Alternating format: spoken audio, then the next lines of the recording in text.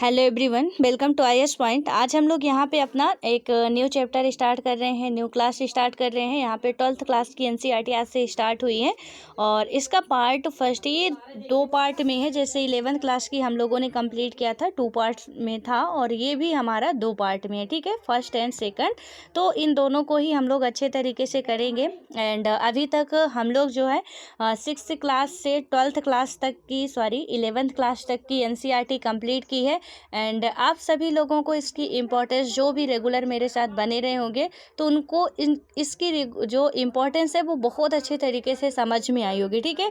बहुत से लोग आपको बोलते हैं कि आप एनसीईआरटी बस एक लक्ष्मीकांत पढ़ लीजिए, मोर देन सफिशिएंट है। बट मैं यहाँ पे आपको बता दूँ कि आप लोग, मैं ये नहीं कह रही कि आप मेरे से पढ़िए या मेरा वीडियो देखिए या ऐसा कुछ, बस मैं एक आपको बता रही हूँ, सजेशन दे रही हूँ कि आप लोग खुद से पढ़िए, ठीक है। एनसीईआरटी की जितनी भी बुकें हैं, तो मान लीजिए जैसे इकोनॉमिक्स की है, आप उसमें टाइम वेस्ट मत कीजिए। तो कोई बात नहीं, नहीं करेंगे तो भी आपके कॉन्सेप्ट जो है क्लियर हो जाएंगे। और लोग यदि ये भी कहते हों, लेकिन हाँ, ऐसा नहीं है कि एनसीईआरटी इकोनॉमिक्स की भी पढ़नी इम्पॉर्टेंट नहीं है, हाँ, लेकिन 6 to 12 नहीं पढ़ना चाहते तो मत पढ़िए, मैं ये कहना चाह रही हूँ। और ऐसा भी आप यदि मान के चल रहे हो कि इकोनॉमिक्स में सिर्फ करंट अफेयर होता है, तो ऐसा भी नहीं है, उसमें बहुत से फैक्ट होते हैं जो कि हमें जानना ज़रूरी होता है, ठीक है। तो इसके बारे में हम लोग पूरा आप लोग अच्छे तरीके से खुद से कंप्लीट करने की कोशिश करिए तो बेटर होगा। और यहाँ पे यदि देखें हम लोग, जैसे 6th क्लास से हम लोग उन्होंने पढ़ी है एनसीईआरटी पॉलिटी की, तो आपकी बहुत बेसिक चीज़ें जो थी वो कंप्लीट हुई होंगी, ठीक है। जैसे कि हम देखेंगे कि नगर निगम क्या होता है, नगर पालिका क्या होता है, पंचायती राज व्यवस्था क्या होती है, कार्यपालिका क्या होती है, विधायिका क्या होती है, जुडिशरी क्या होती है, संसदीय व्यवस्था क्या होती है, फेडरल सिस्टम क्या होता है, डेमोक्रेसी क्या होती है, ये कंसेप्ट हम लोग क्लियर किए, ठीक है। कंसेप्ट क्लियर किए, फैक्ट हमने नहीं पढ़े हैं। मैं फिर बता रही हूँ, एनसीईआरटी आपको फैक्ट नहीं बताता, कंसेप्ट क्लियर करता है। एक एक बेसिक चीज़ें हम लोगों ने क्लियर की है, ठीक है, जो कि हमें शायद लक्ष्मीकांत में भी उतना बेहतर तरीके से ना मिल पाए। तो आप लोग यदि, बेहतर होगा कि आप लोग यदि 6 to 12 पढ़ रहे हैं तो आपके लिए बहुत अच्छा होगा कि आप, मतलब पूरा बेस आपका कंप्लीट होगा। अभी मैं 1-2 एग्जांपल आपको दिखा रही हूँ कि किस तरीके से जो यूपीएससी क्वेश्चन पूछता है वो कैसे पूछता है, ठीक है, उसका ट्रेंड क्या है, आपको खुद समझ में आ जाएगा। मैं हमेशा आपको बोलती हूँ कि आप प्रीवियस ईयर के क्वेश्चन सॉल्व करिए, वहाँ से आपको सारी चीज़ें क्लियरिटी आती है कि एग्जैक्टली आप जा कहाँ रहे हैं, ठीक है, आपका डायरेक्शन कहाँ है, ठीक है। आपको यूपीएससी करनी है, बट हम क्या करते हैं कि कहीं और जाते हैं, पॉलिटी पढ़ रहे हैं, पता नहीं हमें कि पॉलिटी में क्वेश्चन कैसे पूछे जा रहे हैं, क्या आ रहे हैं। तो इससे क्या होगा, जब आप मेंस के ही क्वेश्चन उठा के देखेंगे, पॉलिटी के ही मैं बात करूं यदि, सॉरी, थोड़ा सा मैं आपका 10-5 मिनट आज अभी टाइम लूँगी आपको थोड़ा सा समझाने के लिए, जो भी न्यू स्टूडेंट हैं उनके लिए खासकर और ज़्यादा। तो इसमें अभी 1-2 एग्जाम्पल जो मैं आपको देने वाली हूँ, आप देखेंगे कि जैसे हम बात करें कि पॉलिटी ही हम पढ़ रहे हैं, ठीक है, तो इसमें से यदि देखें कि आप ये मान के चले कि सिर्फ पॉलिटी से रिलेटेड ही इसमें क्वेश्चन पूछे जाएंगे, बस राजनीति से रिलेटेड क्वेश्चन पूछे जाएंगे, अदरवाइज तो उसमें कुछ पूछे नहीं जाएंगे। तो आप जीएस पेपर 2 के क्वेश्चन उठा के देखिए कि उनका लेवल क्या होता है, उनका ट्रेंड क्या होता है। हम पढ़ते पॉलिटी है, लेकिन आंसर में जो हमें ना मल्टी डायमेंशनल वाला अपना अप्रोच बना के चलनी पड़ती है कि उसमें हिस्ट्री के भी कुछ एग्जाम्पल पुटअप करने पड़ते हैं, कुछ इकोनॉमिक्स से भी करने पड़ते हैं, कुछ आपके जियोग्राफी के भी करने पड़ते हैं। कभी कभी यदि ऐसा क्वेश्चन पूछ लिया गया तो वहाँ पे आपको कहीं ना कहीं उसके भी एग्जाम्पल आपको देने पड़ते हैं, ठीक है, उससे रिलेटेड भी। और हो सकता है कि अभी जो चीज़ें हम लोग यहाँ पे भी पढ़ने वाले हैं तो वो आपको जीएस पेपर फर्स्ट में उसके क्वेश्चन मिले, मेंस या प्री में। या तो हम देखें कि जीएस पेपर 2 का जो क्वेश्चन आते हैं तो कहीं ना कहीं आपको ऐसा लगेगा कि ये तो जीएस पेपर 3 में पूछा जाना चाहिए था, जीएस पेपर 2 में कैसे पूछ लिया गया। तो ऐसे भी क्वेश्चन हमें देखने को मिलते हैं, ठीक है। तो सिर्फ और सिर्फ हम ये अप्रोच नहीं बना के चल सकते हैं कि बस हमने पॉलिटी पढ़ी है और एक रट्टा मार लेते हैं उससे हमारा, क्योंकि हमें मेंस भी लिखना है, ठीक है। आप प्री के लिए बिल्कुल फैक्ट तो खैर प्री में भी नहीं पूछे जाते हैं। तो बेटर होगा कि हम लोग अपना जो है उसे पूरा अच्छे तरीके से अपना अप्रोच बना के चले, ताकि जितना भी है वो कहीं ना कहीं थोड़ा हमारा बेहतर तरीके से कंप्लीट हो पाए, ठीक है। अब यहाँ पे मैं एग्जांपल दे रही हूँ आपको, देखिए जैसे इसमें यदि हम बात करें क्वेश्चन आप मेंस का देखिएगा कि एक क्वेश्चन ये 2014 का क्वेश्चन है। यहाँ पे पूछा गया था कि यद्यपि 100% विदेशी प्रत्यक्ष निवेश यानी कि एफडीआई, ठीक है, ये एफडीआई के बारे में आप जीएस पेपर 3rd में पढ़ेंगे पूरा अच्छे तरीके से। ये इकोनॉमिक्स का पार्ट है। अब देखिएगा कि कोई कंफ्यूज हो जाए कि यार जीएस पेपर 2 में जीएस पेपर 3rd का कैसे आ गया। अभी क्वेश्चन का थोड़ा सा ट्रेंड देखिएगा, मैं जो आपको समझाना चाह रही हूँ कि आपको पढ़ना किस तरीके से, ठीक है। यहाँ पे क्या है कि यद्यपि 100% प्रत्यक्ष विदेशी प्रत्यक्ष निवेश या एफडीआई पहले से व्यापार प्रकाशन और सामान्य मनोरंजन चैनल जैसे समाचार इतर मीडिया में अनुमत है, तथापि सरकार काफ़ी कुछ समय से सरकार मीडिया में वर्धित एफडीआई के प्रस्ताव पर विचार कर रही है और एफडीआई में बढ़ोतरी क्या अंतर पैदा करेगी, समालोचनात्मक इसके पक्ष विपक्ष का मूल्यांकन कीजिए, ठीक है। अब यहाँ पे सबसे पहले आंसर में हमें क्या लिखना पड़ेगा, आप खुद सोचिए कि जो आंसर पूछा गया है मैं यहाँ पे जीएस पेपर 2 का क्वेश्चन है, गवर्नेंस से रिलेटेड है। यहाँ पे आपसे पूछा जा रहा है कि सरकार के क्या भी जो भी कदम थे, ठीक है, कि समाचार में 100% आप एफडीआई दे रहे हो कि जो भी विदेशियों का है वो 100% खुली छूट दे रहे हो, ठीक है। लेकिन इसमें से आप पहले क्या लिखोगे आंसर में, पहले आपको एफडीआई लिखना पड़ेगा, ठीक है। उसके बाद एफडीआई के आप हानि लिखोगे, लाभ लिखोगे, उसका पूरा इंट्रो दोगे, तब हम बाद में समझा पाएंगे कि हाँ अब गवर्नमेंट इसमें क्या करना चाहिए, सजेशन तब बाद में पहुँचेंगे, निष्कर्ष पे बाद में पहुँचेंगे कि अब गवर्नमेंट का यहाँ पे क्या रोल है, गवर्नमेंट को कैसे करना चाहिए, ठीक है। क्योंकि आंसर कुछ ऐसा ही हमें फॉर्मेट करना पड़ेगा, पूछा ही कुछ ऐसा गया। तो अब कहें कि हमने जीएस पेपर 3rd में पढ़ी थी तो यहाँ पे नहीं हो सकता। तो वही मैं समझाने की कोशिश कर रही हूँ आपको कि हमें चैप्टर को ऐसे कंप्लीट करना है कि पूरे एक एक हमारे कॉन्सेप्ट क्लियर हो, ना कि आप बस एक रट्टा मार के चलो कि बस इसका इसी में यूज होने वाला है। हम शीत युद्ध पढ़ रहे हैं, हो सकता है कि हिस्ट्री में क्वेश्चन पूछ लिया जाए इससे रिलेटेड, तो इसको हमें बिल्कुल भी अच्छे से समझ के चलना है।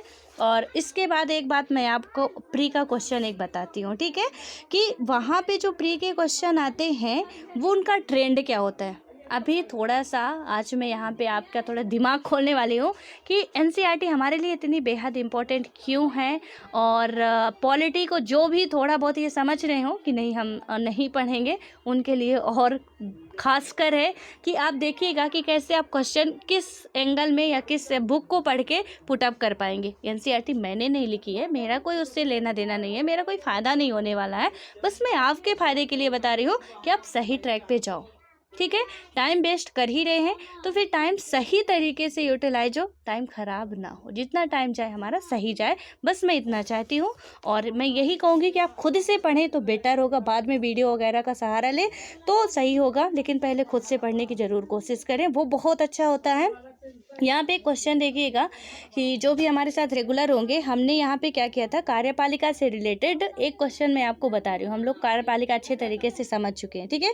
क्वेश्चन को ध्यान से सुनिएगा, क्वेश्चन क्या कहता है। यहाँ पे क्वेश्चन है कि भारत के संदर्भ में नौकरशाही, ठीक है, जो एक एडमिनिस्ट्रेटिव होते हैं, सिविल सर्वेंट होते हैं, उनकी बात यहाँ पे की जा रही है। आपको पता होगा कि मैंने आपको समझाया भी था कि कार्यपालिका में 2 तरीके के होते हैं, एक स्थायी कार्यपालिका होती है, एक अस्थायी कार्यपालिका होती है। स्थायी कार्यपालिका में आपका नौकरशाही आता है, अस्थायी में आपका आएगा प्रधानमंत्री आएगा, राष्ट्रपति आएंगे, ये जो होते हैं वो अस्थायी कार्यपालिका के होते हैं, ठीक है, कि इनका 5 साल एक टाइम पीरियड फिक्स होता है, कितने साल बाद इन्हें निकल ही जाना है। तो वो सारी चीज़ें खैर हम लोग समझ चुके हैं। तो इसमें क्या बातें की जा रही है कि नौकरशाही का निम्नलिखित में से कौन सा उपयुक्त चरित्र चित्रण है।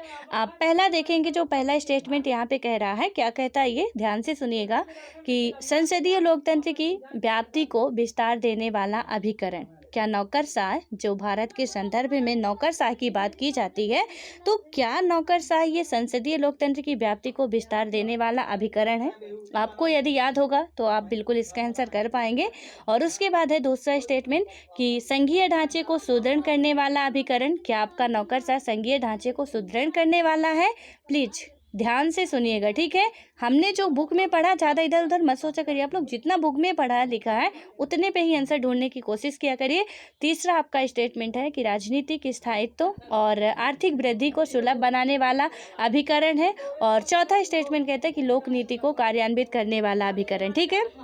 यहाँ पे आपका आंसर होगा, जिनके भी जो भी रट्टा मारे होंगे फैक्ट वाले, उनसे तो ये क्वेश्चन किसी भी हालत में नहीं होने वाला, आज नहीं कभी नहीं होने वाला, ये मैं लिख के दे रही हूँ, ठीक है। ऐसे ही क्वेश्चन यूपीएससी में पूछता है। अब बताइए, नौकरशाही के बारे में आपने बहुत पढ़ा होगा, क्या यहाँ पे आपको क्या समझ में आ रहा, कर पाएंगे आंसर? नहीं होगा। लेकिन जिसने भी एनसीईआरटी 11th क्लास आप पढ़े होंगे, अभी हम लोग जस्ट ही उसे कंप्लीट करके आ रहे हैं, वहाँ पे इसके बारे में बहुत डिटेल से समझाया गया है, ठीक है। बहुत अच्छे तरीके से समझाया गया, हम लोग कवर भी किए इसे। तो यहाँ पे हमने देखा था कि नौकरशाही का संसदीय लोकतंत्र की व्याप्त जो भी इसमें है, विस्तार करने से लेना देना कोई भी नहीं है। एक एडमिनिस्ट्रेटिव का यहाँ पे संसद के लोकतंत्र का विस्तार हो रहा नहीं हो रहा उससे मतलब नहीं, ठीक है। दूसरा हमने ये भी देखा था कि संघीय ढांचे को सुदृढ़ बनाना, इसका काम नौकरशाही का नहीं है। संघीय ढांचे को सुदृढ़ बनाना नौकरशाही का काम बिल्कुल भी नहीं है, ठीक है। और राजनीतिक स्थायित्व और आर्थिक वृद्धि को सुलभ बनाना, ये भी आपके नौकरशाही का काम नहीं है। आप एक एडमिनिस्ट्रेटिव बनेंगे, सिविल सर्वेंट बनेंगे, वहाँ पे आपको ये कोई काम नहीं होगा कि आप संविधान को सुदृढ़ बनाओ, राजनीति का स्थायित्व स्थापित करो, यहाँ पे आर्थिक वृद्धि को अच्छे तरीके से डेवलप करो, वो एक नौकरशाही का काम नहीं है। तो फिर क्या है, लोक नीति को क्रियान्वयन करने वाला होता है। जो भी कानून बने होते हैं उनको क्रियान्वित करने वाला जो होता है वो एक नौकरशाही का काम होता है। तो आपका आंसर क्या होना चाहिए था? डी होना चाहिए था।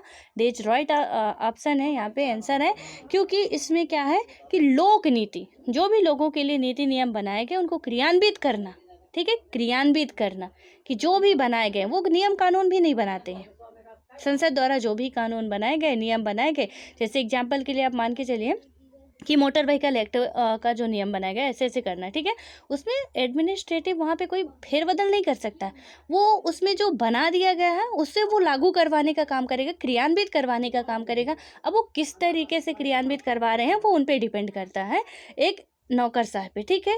तो ये चीज़ें कहाँ से हमारी कवर होगी, बस मैं ये समझाना चाह रही थी आपको कि ये चीज़ें कहीं ना कहीं हमारी बेसिक बुक से होगी। यूपीएससी आपको बहुत नहीं कहता कि पीएचडी करिए किसी में, बेसिक बुक से ही पढ़िए और जाइए सिलेक्शन पाइए, वरना तो वही है कि ऐसा तो है नहीं कि आइए खाइए घर बस आइए वाला यूपीएससी है, तो वो वाला ट्रेंड तो खैर है नहीं इसमें, ठीक है। तो इसलिए थोड़ा सोच समझ के चलना। और ये जितने भी अब इतना मैं बकवास की थोड़ा बहुत आपको जो समझाई अभी, इसलिए ताकि अब जो चैप्टर स्टार्ट करने वाले हैं उन पे फोकस आपका बहुत अच्छे तरीके से हो। और जो भी न्यू स्टूडेंट है, जैसे पहली बार मुझे सुन रहे हो, तो प्लीज़ उनसे रिक्वेस्ट करूँगी कि आप पहले पुराने वीडियो देखें तब यहाँ पे आएँ, क्योंकि यहाँ पे कोई नया करंट नहीं चल रहा, कोई ऐसा मुद्दा नहीं है। आपको ये जब मिलेगा तभी मिलेगा उसी तरह का जैसे कि एनसीईआरटी में लिखा गया है, ठीक है। तो परेशान बिल्कुल नहीं होना है। खैर अब अपने आते हैं इसमें जो भी हमें पढ़ना है। यहाँ पे हम देखें कि सबसे पहले चैप्टर में हम लोग जो आपका कोल्ड वार का एरा था उसको हम लोग देखेंगे, शीत युद्ध का दौर, ठीक है। आपने कई बार शीत युद्ध के बारे में सुना होगा, आज हम लोग उसे डिटेल से समझेंगे। इस चैप्टर में पूरा 1-2 दिन जो भी लगेंगे समझेंगे। दूसरा आपका चैप्टर है दो ध्रुवीयता का अंत, कैसे कैसे शीत युद्ध के बाद क्या घटनाएं घटी, कैसे कैसे वहाँ पे स्टेट बनते हैं, क्या क्या होता है, उसके बाद क्या होता है, वो सारी चीज़ें घटनाएं देखने वाले हैं। समकालीन विश्व में अमेरिका का वर्चस्व किस तरीके से बढ़ा था और कैसे क्या हुआ था ये भी समझेंगे। सत्ता के वैकल्पिक केंद्र, इसके बारे में भी देखेंगे हम लोग। और आपका नेक्स्ट चैप्टर है अंतर्राष्ट्रीय संगठन, कुछ इंटरनेशनल ऑर्गेनाइजेशन है, इनको भी देखेंगे। हमारे क्वेश्चन में मतलब हमारे जो एग्ज़ाम है उसमें ये सिलेबस में है और पूछा जाता है। ये सारी चीज़ें हम लोग कवर करेंगे। समकालीन विश्व में सुरक्षा, इसकी बात भी हम लोग करेंगे। पर्यावरण और प्राकृतिक संसाधन, इसको भी हम लोग देखेंगे। और वैश्वीकरण, ठीक है, ग्लोबलाइजेशन की भी हम लोग यहाँ पे बात करने वाले हैं। अब ये ग्लोबलाइजेशन के बारे में आप लोग यदि इकोनॉमिक्स पढ़े होंगे उसमें भी आप लोगों का कवर हुआ होगा कि वैश्वीकरण क्या है, कैसे है, वो आपको पता होगा, लेकिन यहाँ पे भी हम लोग समझने वाले हैं, ठीक है। अब आता है आपका फर्स्ट जो चैप्टर है, यहाँ पे है शीत युद्ध का का दौर, यानी कि कोल्ड वार एरा है। और इसमें देखें कि इसका ओवरव्यू क्या क्या इसके अंतर्गत हम पढ़ने वाले हैं। यहाँ पे इस अध्याय में पूरी पुस्तक के लिए हम क्या है कि पेटिका प्रस्तुत करता है और शीत युद्ध की समाप्ति को समकालीन विश्व राजनीति की शुरुआत की तरह देखा जाता है। यानी कि जो शीत युद्ध की समाप्ति को क्या किया जाता है, समकालीन विश्व राजनीति की शुरुआत की तरह देखा जाता है। जो शीतकालीन युद्ध चल रहा था, तो अभी आपको लग रहा होगा कि विंटर पे चल रहा युद्ध है, कुछ ऐसा है, तो अभी वो सारी चीज़ें क्लियर होंगी कि क्या था। तो यहाँ पे क्या बताया जा रहा है कि जो विश्व राजनीति की शुरुआत होती है कहीं ना कहीं कि कोल्ड वार के बाद की मानी जाती है, ठीक है। और यही समकालीन विश्व राजनीति इस पुस्तक की विषय वस्तु है, इसलिए यह उचित ही है कि हम कहानी की जो शुरुआत है शीत युद्ध की चर्चा से करें, ठीक है। और इस अध्याय से यह साफ होगा कि किस तरह दो महाशक्तियों संयुक्त राज्य अमेरिका और सोवियत संघ का वर्चस्व शीत युद्ध के केंद्र में था। यहाँ पे उस टाइम पे ना, जब शीत युद्ध चल रहा था, तो दुनिया में सिर्फ दो ही महाशक्तियाँ थी। आपको जो है अमेरिका दिख रहा होगा, जो पावरफुल है, चाइना है। लेकिन पहले कौन सा था, कई सारी कंट्रियां हो चुकी हैं। पहले क्या था कि दो कंट्रियां थी वहाँ पे युद्ध के दौर पे, या उस टाइम की हम बात करें तो सबसे ज़्यादा जो दुनिया में ताकतवर अपने आप को समझती थी, वो एक थी आपको USA यानी कि संयुक्त राज्य अमेरिका, और रसिया था, ठीक है। संयुक्त सोवियत संघ का यहाँ पे वर्चस्व था। और उसके बाद देखें कि इस अध्याय में हमें विश्व के विभिन्न हिस्सों में शीत युद्ध की समर स्थलियों तक भी ले जाएगा। और इस अध्याय के बाद हम देखेंगे कि इस अध्याय में गुट-निरपेक्ष आंदोलन पर इस दृष्टि से विचार किया गया है कि किस तरह इसने दोनों राष्ट्रों के दबदबे को चुनौती दी। गुट-निरपेक्ष देशों द्वारा नई अंतर्राष्ट्रीय आर्थिक व्यवस्था स्थापित करने के प्रयास की चर्चा इस अध्याय में यह बताते हुए की गई है कि किस तरह इन देशों ने गुट-निरपेक्ष आंदोलन को अपने आर्थिक विकास और राजनीतिक स्वतंत्रता का साधन बनाया था। अध्याय के लास्ट में हम लोग ये भी बातें देखेंगे कि जो गुट-निरपेक्ष आंदोलन में भारत की भूमिका का मूल्यांकन किया गया, और यह प्रश्न पूछा गया कि भारत के हितों की रक्षा में गुट निरपेक्षता की नीति किस सीमा तक सफल रही है, ठीक है। तो ये अभी गुट निरपेक्षता शायद आप लोगों को नहीं समझ में आ रहा हो, कई सारे वर्ड जो मैं अभी पढ़ के निकल गई, आप लोगों के दिमाग से वो सीधे स्लिप कर गया होगा, ठीक है। डोंट वरी, जब हम ये चैप्टर पूरा पढ़ेंगे बेहतर तरीके से, तब वो सारी चीज़ें आपको समझ में आएगी। थोड़ा सा क्यूबा का जो मिसाइल संकट है उसके बारे में यदि हम नज़र डालें, यहाँ पे क्या हुआ था 1961 कि ये अप्रैल में सोवियत संघ के नेताओं को यह चिंता सता रही थी कि अमेरिका साम्यवादियों द्वारा शासित क्यूबा पर आक्रमण कर देगा, ठीक है। आप एटलस खोलिए, थोड़ा सा क्यूबा का लोकेशन चेक कीजिए कि क्यूबा जो है वो कहाँ पे है। क्यूबा एक कंट्री है, तो उसको देखिए, ठीक है। तो यहाँ पे क्या हुआ कि जो सोवियत संघ है, तो इसको क्या था कि जो सोवियत संघ के नेता थे उनको क्या चिंता सता रही थी, कब 1961 के दौर में उन्हें ये चिंता सता रही थी कि अमेरिका जो है वो साम्यवादियों द्वारा शासित क्यूबा पर आक्रमण कर देगा और इस देश के राष्ट्रपति फिदेल कास्ट्रो का तख्ता पलट हो जाएगा, ठीक है।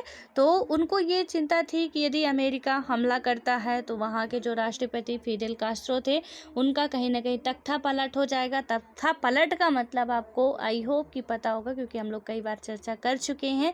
म्यांमार में भी अभी वो हाल फिलहाल में घटना देखी गई कि पहले जो डेमोक्रेटिक व्यवस्था चल रही थी तो वहाँ पे अब सैनिक व्यवस्था आ चुकी है, वही है तख्ता पलट, ठीक है। और क्यूबा अमेरिका के तट से लगा हुआ एक छोटा सा द्वीपीय देश है। तो अभी आप इसकी प्लीज़ लोकेशन चेक करिए एटलस पे, और जब भी कोई भी कंट्री आए आप लोग एटलस खोल के उससे थोड़ा चेक करने की कोशिश किया करिए कि इसका आसपास का लोकेशन क्या है। साथ साथ ज्योग्राफी भी हमारा कंप्लीट हो जाता है। और मैंने बताया कि यूपीएससी है, होल स्टडी आपका यहाँ पे करनी पड़ती है। तो सिर्फ आपको पॉलिटी में सिर्फ आप सोचे कि सिर्फ राजनीति पढ़ें, इम्पॉसिबल है। और सिर्फ जियोग्राफी को आप ये सोचे कि जियोग्राफी में सिर्फ हम पर्वत पठार बस पढ़ लें, इम्पॉसिबल है, ठीक है। हमें सारी चीज़ें मिला के पढ़नी पड़ती हैं। तो क्यूबा यदि आ रहा है, इसकी लोकेशन भी हमें पता होगी, तो आसपास की जो चीज़ें वो ऑलरेडी आधी से अधिक बातें हमारी क्लियर हो जाती हैं।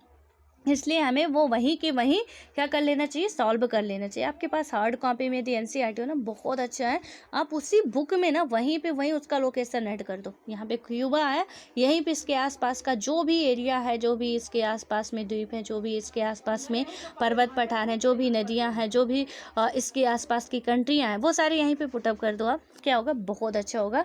जब भी आप खोलोगे बुक, रिवाइज करोगे, वहाँ पे सीधे आपका क्यूबा का भी लोकेशन, साथ साथ ज्योग्राफी का इतना पार्ट कंप्लीट हो जाएगा। ठीक है, पढ़ने का मतलब ये होता है, इस तरीके से कुछ पढ़ना चाहिए।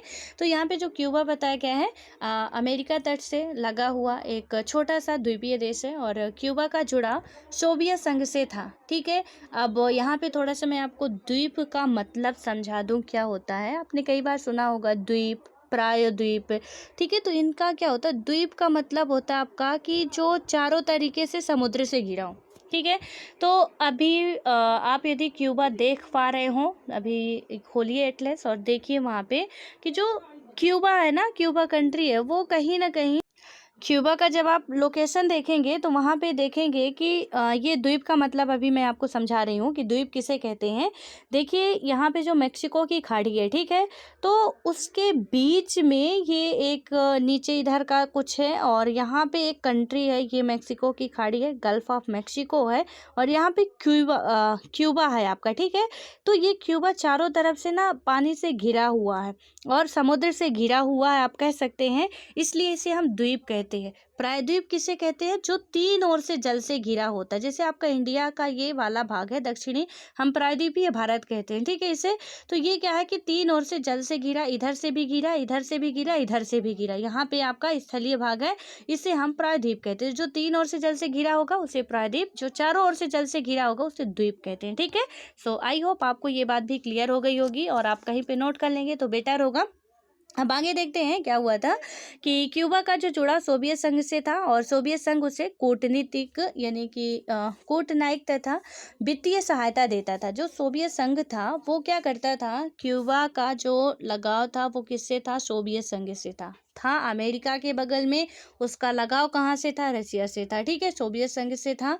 उससे क्या था कि कूटनैतिक तथा वित्तीय सहायता रसिया देता था, और सोवियत संघ के नेता निकिता क्रुश्चेव ने क्या किया कि क्यूबा को रूस के सैनिक अड्डे के रूप में बदलने का फैसला किया। अब रसिया ने क्या किया कि हम इसे सैनिक अड्डे में बदल लेंगे। ठीक है, अब क्या होता है कि 1962 में क्रुश्चेव ने क्या किया कि क्यूबा में परमाणु मिसाइलें तैनात कर दी, और इन हथियारों की तैनाती से पहली बार अमेरिका नजदीकी निशाने की सीमा में आ गया।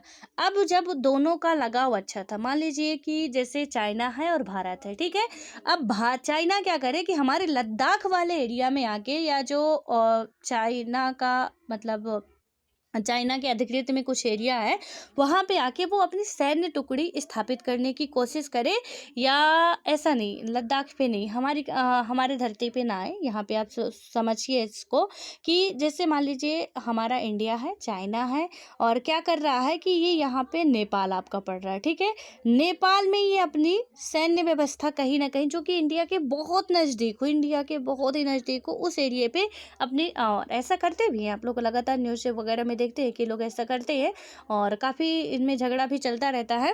तो उसमें यदि वो ऐसा करने की कोशिश कर रहे हैं, तो उनसे हमारा जो भारत है ना, चाइना डायरेक्ट वहाँ से नहीं आ सकता था, लेकिन यहाँ से अब डायरेक्ट हमला जरूर कर सकता है।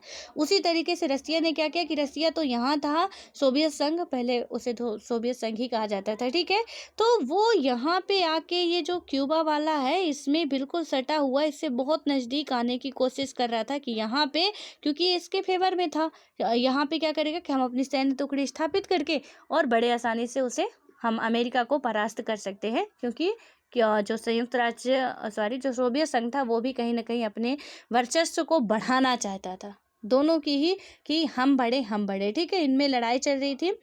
और इसके बाद क्या हुआ कि इन हथियारों की तैनाती से पहली बार अमेरिकी जो थी, अमेरिका नज़दीकी निशाने की सीमा में आ गया, और हथियार की इस तैनाती के बाद सोवियत संघ पहले की तुलना में अब अमेरिका के मुख्य भूभाग के लगभग 2 गुने ठिकाने या शहरों पर हमला बोल सकता था। ठीक है, पहले तो बहुत दूर था, अब तो बहुत नज़दीक आ गया ना वो। अब क्या होगा कि क्यूबा में सोवियत संघ द्वारा परमाणु हथियार तैनात करने की भनक अमेरिकियों को 3 हफ्ते बाद लगी। कब? जब ये कर चुके थे, तब अमेरिकियों को ऐसा पता चला कि यहाँ तो बहुत गड़बड़ हो गई है। ठीक है, अब मामला कहीं ना कहीं बहुत ज़्यादा गड़बड़ होने वाला है।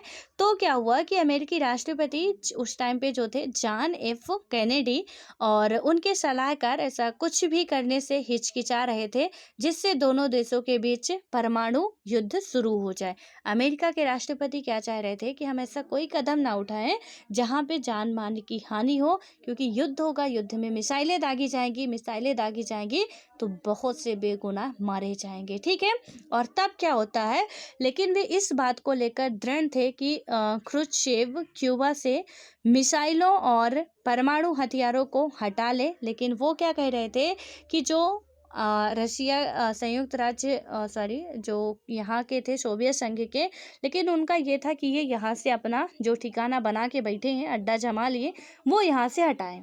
ऑब्वियस है यार, उनके लिए खतरा था कि वो कभी भी अब इतना नज़दीक आ गया। अभी इजराइल का जो फिलिस्तीन का मामला चल रहा था, हमास से मिसाइलें दागी जा रही थी, तो ये थोड़ा सा फंडा मतलब उल्टा वाला हो जाता है। ठीक है, क्योंकि जब हम ज़्यादा नज़दीक आ जाते हैं तो वहाँ पे नज़दीक आने से कहीं ना कहीं हमें तो डर बना रहेगा ना। यदि चाइना हमारे एकदम से पास में आ गया, हम तो बिल्कुल कोशिश करेंगे कुछ भी हो जाए, साम दाम दंड भेद कि ये यहाँ से हटाए, वरना वो सोते जागते कभी भी हमें टपका सकता है। ठीक है, और इसके लिए उनका ये दृढ़ होना भी काफ़ी ज़रूरी था कि हथियार को अपने यहाँ से हटा लें तो अच्छा होगा। और क्या हुआ कि कैनेडी ने आदेश दिया कि अमेरिकी जंगी बेड़ों को आगे करके क्यूबा की तरफ जाने वाले सोवियत जहाज़ों को रोका जाए। प्लीज़ इस थोड़ी ये जो पैराग्राफ है ध्यान से सुनिएगा। एथिक्स में एग्जाम्पल डालने के लिए ये काम आएगा। मैं एथिक्स के क्वेश्चन भी आपको बताऊंगी कि कैसा क्वेश्चन एथिक्स में पूछा गया था, तो वहाँ पे भी आपको ये काम आने वाला है। ठीक है, तो ये जो क्यूबा का है कि उन्होंने क्या कहा कि अमेरिका जो आदेश दिया गया कि आप क्या करो कि जो जंगी बेड़े हैं उनको आगे करके क्यूबा की तरफ जाने वाले सोवियत जहाज़ों को रोका जाए। उन्हें क्या किया गया कि जो सोवियत की तरफ जा रहे हैं उन्हें रोका जाए, और इस तरह अमेरिका सोवियत संघ को मामले के प्रति अपनी गंभीरता की चेतावनी देना चाहता था। और ऐसी स्थिति में यह लगा कि युद्ध होकर रहेगा। अब सिचुएशन क्या बन गई थी आर या पार की, कि युद्ध तो होके रहेगा, कि उन्हें अपना जहाजी बेड़ा लेके जाना है, और इनका भी हो गया था कि भैया हम जाने नहीं देंगे। ठीक है, अब दोनों में ही बहुत ज़्यादा तकरार आ चुकी थी। तब क्या होता है, इसी को क्यूबा मिसाइल संकट, इसी को क्या बोलते हैं, क्यूबा मिसाइल संकट के नाम से भी जाना जाता है, के रूप में जाना गया। और इस संघर्ष की आशंका ने पूरी दुनिया को बेचैन कर दिया कि भाई 2 महाशक्तियां भिड़ने वाली है। छोटे मोटे कोई नहीं थे दुनिया में, उस टाइम 2 ही महाशक्तियां चल रही थी। ठीक है, और वो कौन थी, एक आपका सोवियत संघ था, एक संयुक्त राज्य अमेरिका था। और ये दोनों महाशक्तियां यदि आपस में भिड़ी तो शीत युद्ध का मतलब क्या कि युद्ध हुआ नहीं है, युद्ध होने की आशंका बहुत प्रबल बन चुकी थी कि युद्ध तो अब होकर रहेगा। ठीक है, और इसमें से ये थोड़ा क्यूबा मिसाइल संकट को भी आपको याद रखना है। ये एग्जाम्पल मैंने अभी आपको बताया ना, पुटअप करना पड़ेगा। अब क्या होता है कि कोई आम युद्ध नहीं होता, यदि वो युद्ध होता तो कोई आम युद्ध नहीं होता। अंततः दोनों पक्षों ने युद्ध टालने का फैसला किया और दुनिया ने चैन की सांस ली। सोवियत संघ के जहाज़ों ने या तो अपनी गति धीमी कर ली या वापसी का रुख कर लिया। क्या हुआ कि सोवियत संघ के जो जहाज थे या तो उन्होंने अपनी गति धीमी कर ली, या क्या हुआ कि वो रिटर्न लौटने का अपना फैसला बना चुके थे, मन बना चुके थे। अब यहाँ पे आगे देखें तो क्या होता है कि क्यूबा मिसाइल संकट शीत युद्ध का चरम बिंदु था। जो क्यूबा मिसाइल संकट था वो क्या था, शीत युद्ध का चरम बिंदु। जब भी शीत युद्ध की बात आए तो शीत युद्ध में युद्ध नहीं होता है, लेकिन युद्ध जैसे होने की आशंका बन जाती है, वो भी भीषण युद्ध। ऐसा वैसा युद्ध नहीं, पूरे दुनिया में बिल्कुल तबाही सी छा गई थी, हलचल मच गई थी कि यदि 2 महाशक्तियां भिड़ी तो तबाही बहुत बड़ी आने वाली है। क्योंकि परमाणु बम यदि दागे गए इधर से भी और उधर से भी, तो ये तो है नहीं कि इधर से दागे जा रहे हैं तो बस भाई अमेरिका में जाके नुकसान करना, कहीं और जाना मत, दुनिया को नुकसान होगा। ठीक है। तो परमाणु बम तो ऐसे हैं कि 2-4 आप फेंक दो तो पृथ्वी ही नष्ट कर सकते हो। तो इससे पूरा घबरा गई थी पूरी दुनिया, लेकिन फिर युद्ध होते होते टल गया। और ये आप कह सकते हैं कि उस टाइम सोवियत संघ ने अपने विवेक का इस्तेमाल किया। और ये विवेक से रिलेटेड एथिक्स में क्वेश्चन आपका आया हुआ है। इससे रिलेटेड क्वेश्चन भी पूछा गया कि यदि रसिया ऐसा नहीं करता, या कि इसका आप जब क्वेश्चन पूछा जाता है कि हमें किस तरीके से अपने विवेक का इस्तेमाल करना चाहिए, वहाँ पे आप बहुत बखूबी से पूरा ये स्टेटमेंट, यही 2-4 शब्दों का स्टेटमेंट आप लिख सकते हैं कि उस टाइम यदि रसिया या सोवियत संघ की बात करें, अपने विवेक का इस्तेमाल करके अपने जहाजी बेड़े को पीछे हटने का आदेश नहीं देता, तो हो सकता है कि देश में बहुत गंभीर, यानी कि पूरी दुनिया में बहुत गंभीर समस्या आ सकती थी। ठीक है। तो ये एथिक्स में भी आप इससे कोड कर सकते हैं। तो यहाँ पे आपको सारी चीज़ें ये एक एक ध्यान में रखनी है, क्योंकि एग्जाम्पल देने में भी हमारे काम आते हैं। तो इसमें क्या हुआ, अब देखें आगे की बात कि शीत युद्ध सोवियत संघ और अमेरिका तथा इनके साथी देशों के बीच प्रतिद्वंदिता, तनाव और संघर्ष की एक श्रृंखला के रूप में जारी रहा। और सौभाग्य से इन तनावों और संघर्षों ने युद्ध का रूप नहीं लिया, यानी कि इन दो देशों के बीच कोई पूर्णव्यापी रक्त रंजित युद्ध नहीं छिड़ा। और विभिन्न इलाकों में युद्ध हुए। दोनों महाशक्तियाँ, मतलब कि यहाँ पे देखें कि जितने भी इलाके थे तो दोनों महाशक्तियाँ और उनके साथी देश इन युद्धों में मसलन वो सारी संलग्न रहे। और वे क्षेत्र विशेष के अपने साथी देश के मददगार बने, लेकिन दुनिया तीसरे विश्व युद्ध से बच गई, क्योंकि 2 तो पहले ही हो चुके थे। 1945 तक हम 2 विश्व युद्ध लड़ चुके थे। ठीक है। एक 1919 की घटना, एक 1945 तक की बात करें तो युद्ध तो हम पहले भी लड़ चुके थे, वो भी विश्व युद्ध लड़ चुके थे। अब यहाँ पे एक तो दुनिया इतना तैयार नहीं थी 1962 तक में, या फिर से युद्ध करना शुरू कर दो।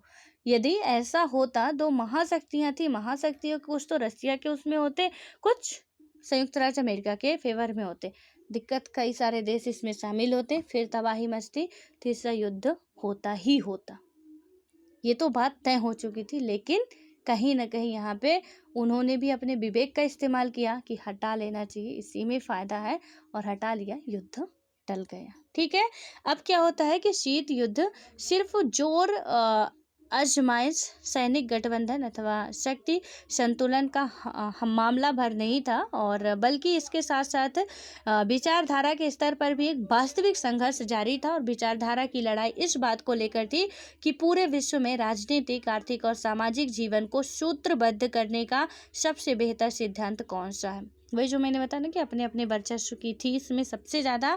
और पश्चिमी गठबंधन का अगुआ अमेरिका था, और यह गुट उदारवादी लोकतंत्र तथा पूंजीवाद का हामी था। और पूर्वी गठबंधन का जो अगुआ था वो कौन था, सोवियत संघ था। ठीक है। इधर का सोवियत संघ था सही, और इधर का कौन था, पश्चिमी का, ये था अमेरिका। बताया ना मैंने, 2 ही महाशक्ति उस टाइम पे बहुत ज़्यादा पावरफुल थी, ये था एक रसिया और एक था ये आपका संयुक्त राज्य अमेरिका। ठीक है। और क्या हुआ कि यदि यहाँ पे देखें कि जो अमेरिका था और यहाँ पे पूर्व में जो आपका था सोवियत संघ था, और इस गुट की प्रतिबद्धता समाजवाद और साम्यवाद के लिए थी। ठीक है। आप इन विचारधाराओं के बारे में हम लोग कक्षा 11 में पढ़ चुके हैं, जो समाजवाद है और साम्यवाद है, किस तरीके से ये लोग होते हैं। मैंने समाजवाद साम्यवाद के अलावा भी आपको कई सारे बात बताए हैं, जैसे माओवाद, लेनिनवाद। कहीं ना कहीं सबका मतलब एक ही होता है, बट थोड़ा बहुत उनमें किसी में ज़्यादा इनोवेटिव आइडियाज आ गए, किसी में कुछ ज़्यादा ऐड कर दिया गया। बाकी मेन टारगेट ओवरऑल वही जो है ना कि खाना, हमें भी भूख के लिए खाना ही खाना पड़ेगा, उन्हें भी खाना ही खाना पड़ेगा। अब खाने पे आप क्या लेते हो वो अलग बात है। तो यहाँ पे कई सारे बाद आते हैं, माओवाद आता है, समाजवाद आता है, साम्यवाद आता है, तो वो सारी चीज़ें हम लोग देख चुके हैं। अब आता है कि शीत युद्ध क्या है। ठीक है। इसके बारे में यदि बात करें, पूरा डिटेल से देखें कि शीत युद्ध क्या है, कैसे है। यहाँ पे क्या हुआ था कि दूसरे विश्व युद्ध का अंत समकालीन विश्व राजनीति का एक महत्वपूर्ण पड़ाव था, कि जो हमारा सेकंड वर्ल्ड वॉर होता है, तो उसमें क्या होता है कि समकालीन जो विश्व की राजनीति का एक महत्वपूर्ण पड़ाव था। ठीक है। क्योंकि वहाँ पे हम इतना लड़ चुके थे कि अब कहीं ना कहीं अब लड़ने की सिचुएशन में थे नहीं। क्या होता है कि 1945 में मित्र राष्ट्रों और ध्रुवीय राष्ट्रों के बीच दूसरे विश्व युद्ध, इसकी डेट आप याद रखिएगा, 1939 से 1945 में सेकंड वर्ल्ड वार हुआ था। ठीक है, कि समाप्ति हो गई। और मित्र राष्ट्रों की अगुवाई अमेरिका, सोवियत संघ, ब्रिटेन और फ्रांस कर रहे थे। जो मित्र राष्ट्र से उनमें कौन कौन शामिल थे? अमेरिका था, सोवियत संघ था, ब्रिटेन था और फ्रांस था, ये कर रहे थे। महाशक्तियां ही मिली हुई थी। ठीक है, अमेरिका भी अपने आप को पावरफुल समझता था, सोवियत संघ भी अपने आप को पावरफुल समझता था, ब्रिटेन तो हर जगह पे राज्य करके बैठा ही था, और उसके बाद फ्रांस भी इसमें शामिल था। ये कहाँ थे? मित्र राष्ट्र थे। अब जब विश्व युद्ध पढ़ेंगे, दूसरा विश्व युद्ध, हो सकता है कि इसी क्लास में हमें पढ़ने को मिल जाए, या नहीं मिलेगा तो हम अलग से वीडियो पूरा बना के आपको समझाएंगे क्या कैसे है। ठीक है, बिल्कुल परेशान नहीं होना है।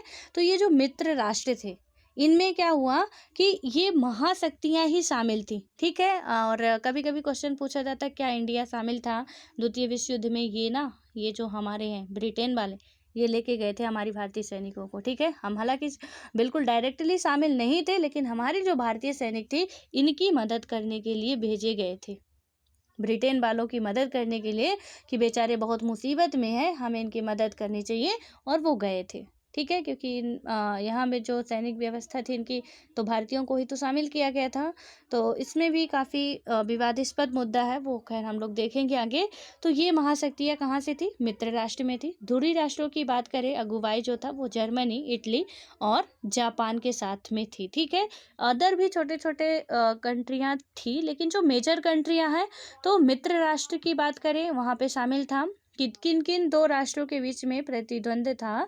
तो यहाँ पे था अमेरिका, सोवियत संघ, ब्रिटेन और फ्रांस, ये 4 कंट्रियाँ थी एक तरफ, और दूसरी इधर की थी जर्मनी, इटली और जापान के हाथ में थी। और इस युद्ध में विश्व युद्ध में क्या हुआ था कि विश्व के लगभग सभी ताकतवर देश शामिल थे। जापान भी अपने आप में कम नहीं है, रसिया भी कम नहीं है, जर्मनी भी कम नहीं है, इटली भी अपने आप में बिल्कुल भी कम नहीं है।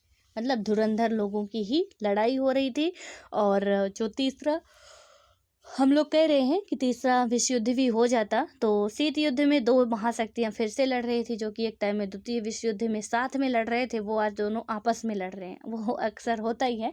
तो यहाँ पे क्या हुआ कि इसमें ताकतवर देश शामिल थे। वह युद्ध यूरोप से बाहर के इलाके में भी फैला, और इसका विस्तार दक्षिण पूर्व एशिया यानी कि चीन, बर्मा, अब जिसे म्यांमार कहा जाता है, तथा भारत के पूर्वोत्तर के कुछ हिस्सों तक था। देखिए युद्ध कहाँ तक फैला था, पूरे विश्व में फैला हुआ था, भारत के पूर्वोत्तर के कुछ हिस्सों तक था। ठीक है, आप एटलस खोलेंगे जब, तो उसमें आप देखेंगे ना, जो ये अमेरिका वाला पार्ट है, इधर चाइना, म्यांमार, रसिया, तो इससे अमेरिका में आप एटलस में आपको बहुत दूर दिख रहा होगा कि अमेरिका उधर है, लेकिन अलास्का का पार्ट एक रसिया से अलग होके अमेरिका से जुड़ा हुआ है। ठीक है, ये कनाडा से जुड़ा हुआ है।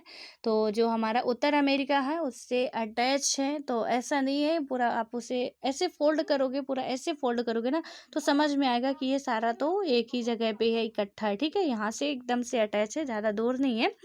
तो इनमें से क्या हुआ कि युद्ध इनका चल रहा था, भारत के पूर्वोत्तर हिस्सों तक भी ये युद्ध फैल चुका था, और जिस युद्ध में बड़े पैमाने पर जन हानि और धन हानि हुई। ऑब्वियस है कि युद्ध में जन धन तो की हानि होनी ही होनी है, वो तो उसमें बनी बात है। ठीक है, युद्ध में किसी का भला नहीं होता है, ना तो जो लड़ रहा उसका, जो लड़वा रहा है उसका, किसी का भला नहीं होता है। ठीक है, यदि हमारे सैनिक हमारे विरोधी के जाते हैं, तो हमारे भी सैनिक मारे जाते हैं, हमें भी उतना ही नुकसान होता है जितना हमारे विपक्षी को होता है। वो बात अलग है कि एक हार मान जाता है, एक विजयी हो जाता है, वो अलग बात है। ठीक है, उसके बाद क्या हुआ कि 1914 से 1918 के बीच हुए पहले विश्व युद्ध, तो पहला और दूसरा विश्व युद्ध की सन याद रखिएगा आप लोग, किसी भी वनडे एग्जाम में पूछ ली जाती है।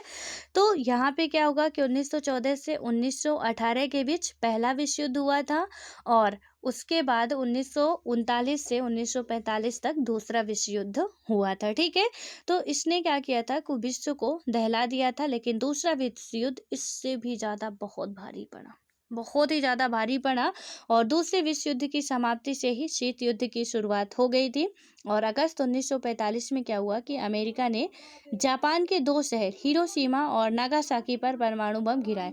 अभी 1945 के बाद भी भाई साहब को यहाँ पे चैन नहीं मिला। इन्होंने क्या किया कि जापान के, जब हमारा शीत युद्ध समाप्त हो जाता तब भी ये लोग, मतलब जब विश्व युद्ध अभी 1945 तक तो चल ही रहा था, इन्होंने क्या किया कि इसमें जब समाप्त भी हो गया, यहाँ पे शीत युद्ध तो चल ही रहा था, स्टार्ट हो चुका था।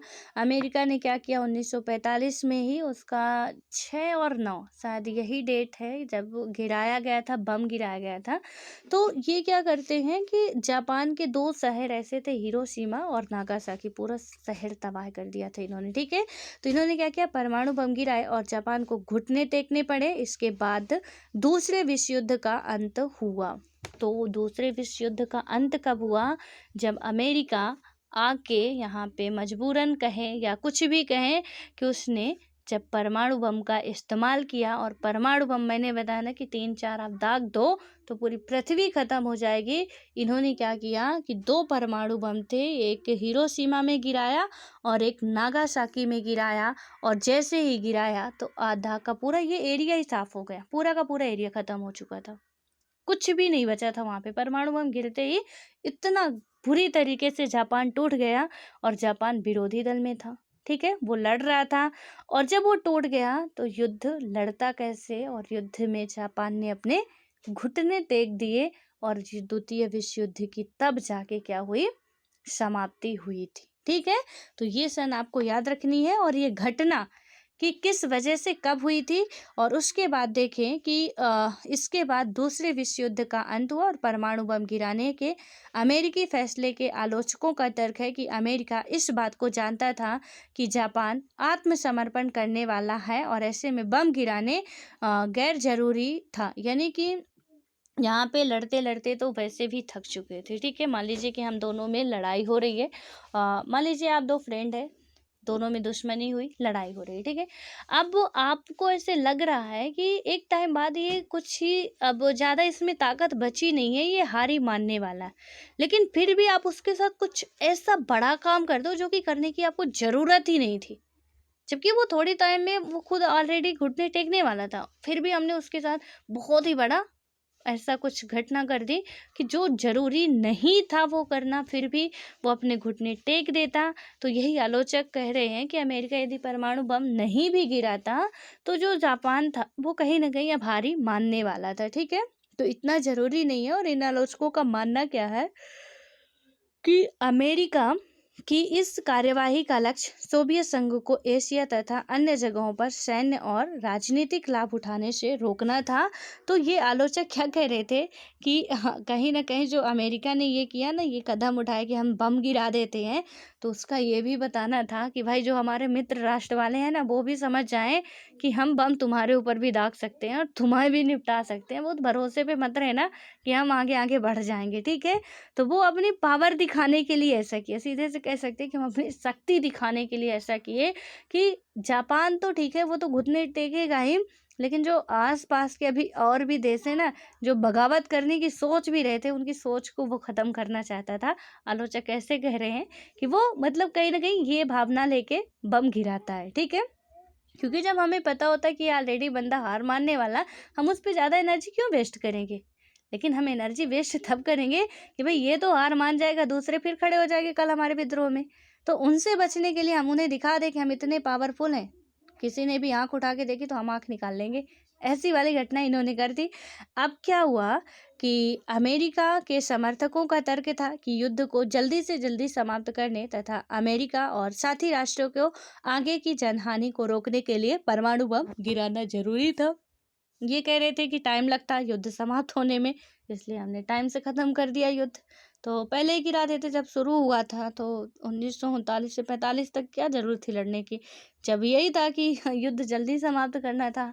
तो आपके पास तो पहले से परमाणु बम थे, खुद पहले ही गिरा देना था कि 1-2 दिन बाद हम गिरा देते, युद्ध समाप्त हो जाता। लेकिन इतने साल तक आपने चलाया। लेकिन उनके समर्थक ऐसा कहते हैं कि हमारा यही उद्देश्य था मेन, कि जनहानि ना हो इसलिए हमने इतना मतलब जो भी अब बचे हैं तो जिसे भी मरना अब जल्दी मरे या जल्दी जिए, हम आगे की प्रोग्रेस देखें, उसी पे ना उलझे ना, इसलिए हमने गिरा दिया। ठीक है, इनका कहना ये, क्योंकि जापान हार ही मारता लेकिन टाइम लगता, और टाइम लगता तो काफ़ी दिक्कत हो जाती, इसलिए वो जल्दी वाला काम किए। और विश्व युद्ध की समाप्ति के कारण कुछ भी हो, लेकिन इसका परिणाम यदि हम देखें कि यही हुआ कि वैश्विक राजनीति के मंच पर दो महाशक्तियों का उदय हो गया। विश्व युद्ध का जब हुआ समाप्ति, जो भी हुई, परिणाम जो भी हुआ, लेकिन यहाँ पे दो महाखूनखार लोग पैदा हो गए भाई। दोनों साथ में ही थे, दोनों में ही पावर आ गई कि हम भी महान हैं, हम भी युद्ध में बहुत अच्छे अच्छे काम किए, वो कह रहे हैं हम भी बहुत अच्छे अच्छे काम किए।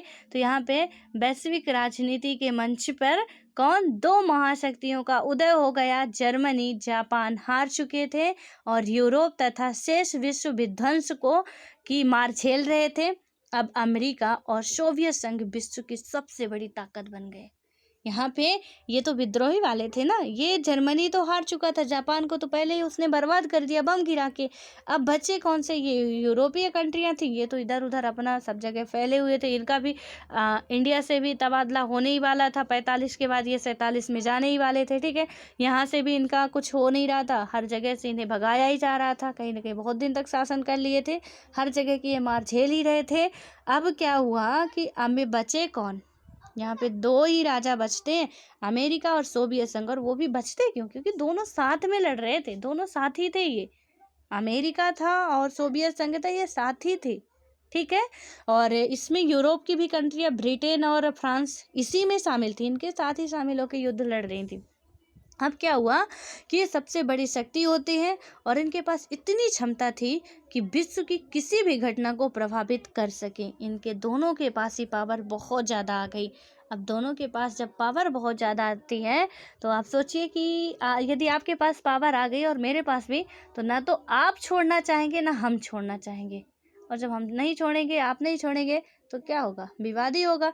अब क्या हुआ यहाँ पे कि अमेरिका और सोवियत संघ का महाशक्ति बनने की होड़ में एक दूसरे के मुकाबले खड़ा होना शीत युद्ध का कारण बना। और शीत युद्ध शुरू होने के पीछे यह समझ भी काम कर रही थी कि परमाणु बम से होने वाले विध्वंस की मार झेलना किसी भी राष्ट्र के बूते की बात नहीं है। और अमेरिका पहले ही डरा चुका था कि भाई अब तुम लोग भी ध्यान में रखना कि हम क्या कर सकते हैं, ठीक है, हमारे पास कितनी पावर है। लेकिन रसिया कहा कि भैया हमें तुम्हारे दोस्त हैं, अंदर तक की बात पता है कि कैसे क्या होता है, और तुम यदि एक परमाणु बम दागोगे तो हमारे पास दो ही रखे हैं, हम दो ही दाग देंगे। तो ऐसी घटना में, क्योंकि अब चोर चोर मौसेरे भाई दोनों ही साथ के थे, दोनों को अंदर तक की बातें पता है। अब एक दोस्त जब दुश्मन बनता है ना, बहुत बड़ा खतरा होता है सच में। हमेशा दोस्त ऐसे रखो ना कि दुश्मन ना बन पाए।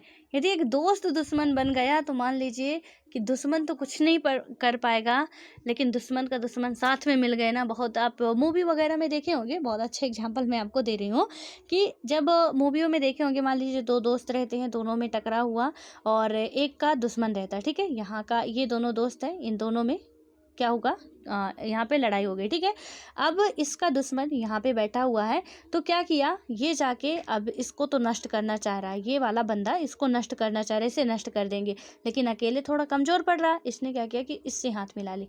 अब ये कहता भाई ये तुम्हारा भी दुश्मन है, हमारा भी दुश्मन है, दोनों मिलके मारेंगे तो बचेगा नहीं, पानी मांगने लायक भी नहीं छोड़ेंगे हम लोग। तो दोनों मिल जाते हैं। ठीक है, और इसको, इस जनाब को, या इनकी तो अंदर तक की बातें पता थी भाई, ये दोस्त थे इनके कि ये कहाँ क्या करते हैं, कब क्या करते हैं, वो सारी चीज़ें तो इन्हें पता थी। अब ये इनका फ़ायदा उठाते हैं और यहाँ पे आके इन्हें टपकाते हैं। ठीक है, ऐसा आप लोग कई बार घटना देखे होंगे, बिल्कुल ये रियलिटी है, होता भी है कि दुश्मन दुश्मन रहे तो ठीक है, लेकिन यदि दोस्त दुश्मन बन गया ना, सच में बहुत बड़ा खतरा है।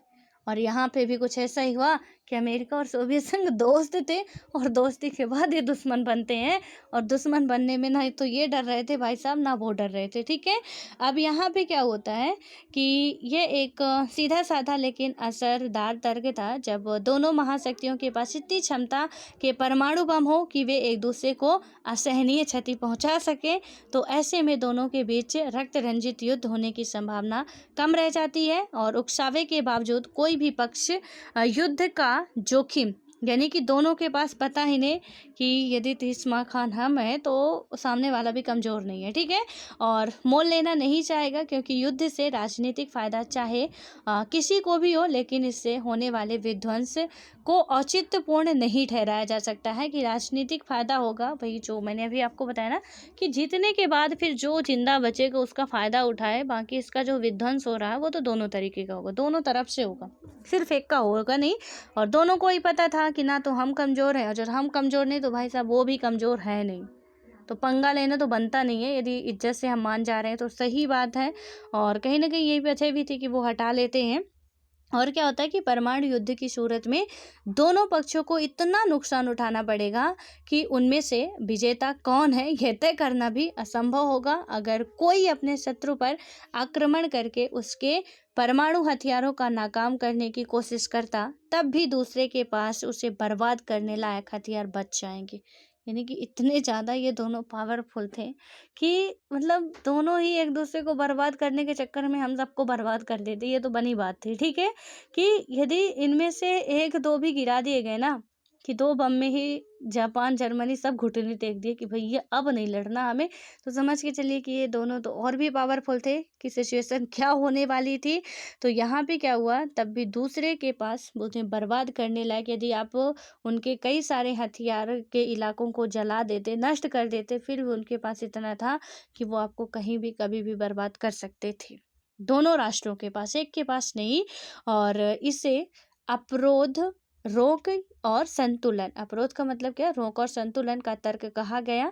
और दोनों ही पक्षों के पास एक दूसरे के मुकाबले और परस्पर नुकसान पहुंचाने की इतनी क्षमता होती है कि कोई भी पक्ष युद्ध का खतरा नहीं उठाना चाहता। और इस तरह महाशक्तियों के बीच गहन प्रतिद्वंदिता होने के बावजूद शीत युद्ध रक्त रंजित युद्ध का रूप नहीं ले सका, और इसकी तासीर ठंडी रही। और पारस्परिक अवरोध की स्थिति से मतलब स्थिति ने युद्ध तो नहीं होने दिया, लेकिन यह स्थिति पारस्परिक क्या हुई, प्रतिद्वंदिता को ना रोक सकी। दोनों में प्रतिद्वंद रहा, लेकिन जो वो था कि उनका युद्ध होना है तो वो ठंडी रही कहीं ना कहीं, इसलिए इसे शीत युद्ध कहा जाता है। युद्ध की स्थिति बनते बनते भी नहीं हो पाया। और नहीं हो पाया का रीजन भी आपको पता चल गया कि कितनी भी कोशिश कर लें आप, यहाँ पे विजेता मुश्किल करना मतलब तय करना मुश्किल था कि भाई विजेता है कौन। यदि एक परमाणु बम अमेरिका गिराता और एक परमाणु बम रसिया गिराता तो तबाही तो दोनों की बराबर की होनी थी। अब बताइए कि विजेता कौन है फिर, ठीक है। तो यहाँ पे ये भी मुश्किल हो जाता। दोनों देशों को पता था कि हम ऐसा करेंगे तो बर्बाद होंगे, ठीक है।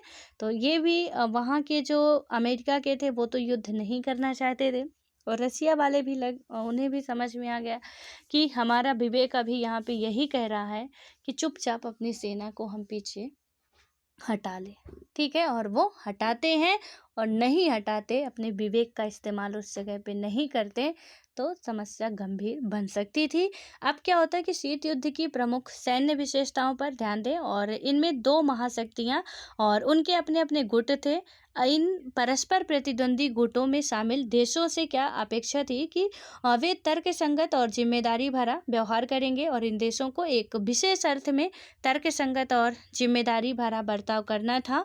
और परस्पर विरोधी गुटों में शामिल देशों को समझना था कि आपसी युद्ध में जोखिम है, क्योंकि संभव है कि इसकी वजह से दो महाशक्तियों के बीच युद्ध ठन जाए। और जब दो महाशक्तियों और उनकी अगुवाई वाले गुटों के बीच पारस्परिक अवरोध का संबंध हो तो युद्ध लड़ना दोनों के लिए विध्वंसक साबित होगा।